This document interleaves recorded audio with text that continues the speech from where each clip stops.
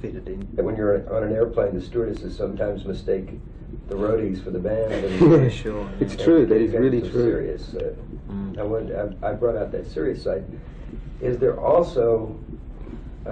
It's a middle classness too of actually not really wanting to get on a plane and, you know, you want to sit there and you're nice to the hostesses and it's things like that. Whereas the sort of hostess goes past, one of the road crew will probably get them in a headlock to get their attention. You know? Yeah, right. Order 3 or 4 bourbons. Yeah, 3 or 4 bourbons and they go, hey, what are you doing later on? And they got their Walkmans turned up full blast. Full blast with sunglasses on, and they're also playing cards, you know, like doing everything at once. And so the stewardesses, that's men at work right there. Yeah, well, they're wearing men at work t-shirts, you know, it seems to make sense. Yes, and we're their accountants. Yeah, you're the guys. Sort of sitting reading books going, That's right. So Time magazine.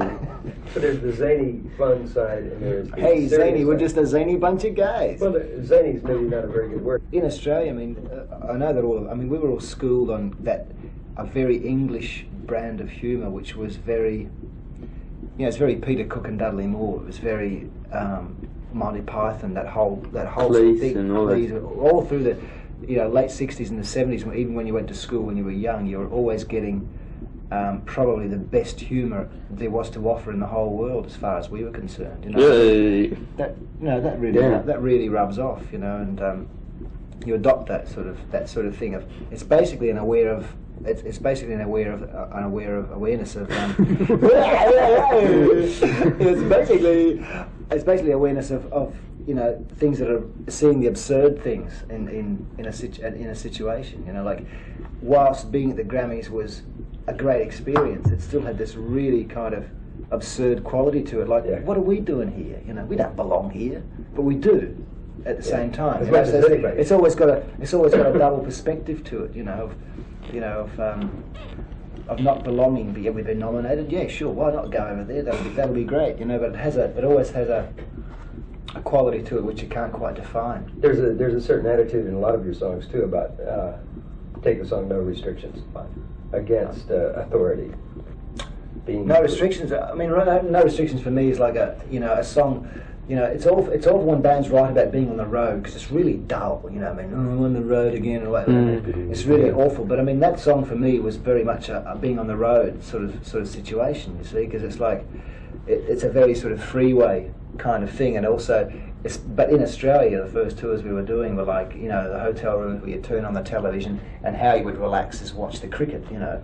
And Dennis Lilly was meditative, you know. That's how you basically, a lot of us would relax and we'd get off on that, you know. It was like, you know, it became had a sort of some sort of even religious quality to it, you know, watching the cricket, you know. And then you'd head off, you'd be away again, you know.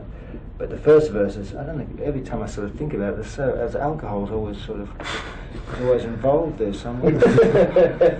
That stumbling home, you know, like even in Canada, you find yourself, you know, I was standing in the middle of, where was it, Montreal or Toronto. I'd been to some sort of place because all the pubs have closed, the hotels, and you go to a speakeasy and it's like darkness, and you walk through a room and then you walk through another room, and all of a sudden there's this huge party going on, you know, with about 100 people in it, you know, and you stay there till 6 o'clock in the morning and then walk outside and standing in the middle of the street, and you haven't got a clue not only where you are, what city you're in, but what hotel you're staying in, and you're just looking for a cab and it's freezing cold, you know, that sort of thing of, oh look, I just wish I was at home in bed, warm, you know. And then you get in the cab and it goes, where are you going? You go, there's a hotel, and he's got to run. Is there a Four Seasons in this town? And even when you try and say it, you know, it's like, Four Seasons? Ah! No restrictions. That kind of an entropy feeling then you're talking about, where you have nothing around. It's a sense of movement, though. It's just a kind of a movement, you know, of the fact that you're always moving and, you know, from one place to another. You know. Well, you interpret it though. Every musician has an interpretation of that song in their own way. When you think of every one of those songs, even if you write it or you don't write it, you're presenting it, and in some ways that's as artful as a work of art to me. Always seems to me to take somebody else's song and interpret that song is an art in its own self. Yeah, it's very interesting that, because it's usually, I mean, I think most bands usually work from I don't know, we do. I mean, kind of work from a musical standpoint, especially if you're rehearsing a song. You know, very rarely does anyone say, what's this song about? Yeah. You know, what are we trying to convey here, like in terms of a lyrical sense, which, you know, is quite important. Again, whilst you don't really explain a song to an audience, you know, if you write the lyrics to a song, very rarely do you explain it to the other people in the band, because it's not really, it's not really much point, you know. Yeah, because Blue for You really is kind of, it's not really kind of, what it's about is not really what you imagine it to be about. Hey. Go ahead. That's it. That's it. Do you have a favorite cut, John, on the album? Is there one particular line that you like? I keep changing from one song to another. I think Overkill's one of my favourites. It's a good song. Do you have a particular reason why? I just sort of, I like the melody and the feel of the whole song. It's got a really good, it's got some good moments of harmonic shift in it. Any other cuts on there that you particularly like? Upstairs is one of my favourites too. I like the excitement of it and the sort of, it's a real growth for the band, that song. It feels like a real strong sort of character there, you know. It feels really strong and driving, you know. It's got a real progression to it. But you guys really maintain rock and roll on this album. It's, to me, it's more rock and roll than the last album was. Stronger rhythms and stronger sort of, stronger playing. Yeah, I know what you mean. Character. You know, it's rock and roll, I suppose you have to sort of define it in a way, but it's more, it's got more kind of drive to it, I think. Yeah, it's heavier in the feel to me overall. It feels freer, yeah, too. The guitar's freer on this album, I think, too. We had so much trouble doing the rhythm tracks for this album because the studio we used in Melbourne, like, there'd been so many bands in there and everything kept breaking down. But so there was quite a level of paranoia as far as, let's get this rhythm track done before something else breaks down, and we have to stop for a day.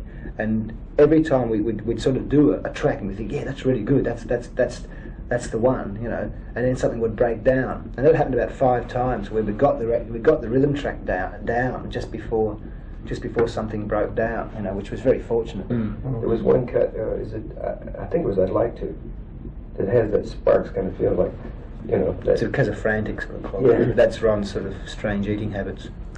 Yeah. Yeah, I liked it.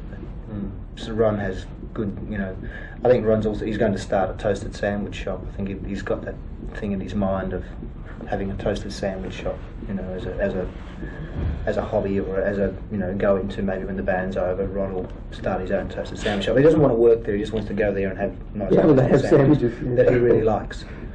That's what I'd like. I think he'd be his own best customer, I think, really. Greg, do you have a particular cut on there that you? Yeah, I'd like to. I think that's. I had a lot of fun trying to sing that. It's so typically Ron. You know, in Ron saying, I'd like to do this, you know, I like to sit in a bathtub. I can just imagine him sitting in a bathtub watching the water going down the drain, you know, watching which way it goes, yeah. That's really interesting that you say that, because that's one track where when we were mixing it, like we had an interview or we did Solid Gold or something in the morning, and I came back in the afternoon, and Peter had started mixing it, and I come in and he goes, have a listen to this, we're real close, we're really close now. So he played it, and I listened to it, and he goes, what do you think? And I said, I think you got a long way to go yet. And his face dropped, you know, because it was one of the last tracks we were doing, and it had been a pretty laborious sort of mix session, like as amount of hours goes, and just physical tiredness and that. So he was sort of looking forward to getting it over with. And I said it had a long way to go, and the thing of it was that he didn't have that sort of live dynamics in it, you know, like in the instrumental piece towards the end. Greg does these sort of surges. Colin, can you answer the question about a favorite cut, as much as you're involved in the writing and all this? I like Upstairs. I mean, I like a lot of the songs. I like Upstairs in My House because it was a real fresh song, and every time I listen to it, it sounds like it's just been written. You know, it sounds like it's very new, and it also just reminds me of, whenever I hear it, no matter where I am, it always reminds me of my friends, you know, and where I live, which is good. If you know, I play it, I immediately sort of, you know, travel back there. You know, but I just like it. Also, I got to play the solo on it, you know. The guitar solo on it. Yeah, I don't get to play many of them, but No. I actually did 2 on this record. I only did 1 on the first one, so people sort of said, people get really surprised, you know, about that.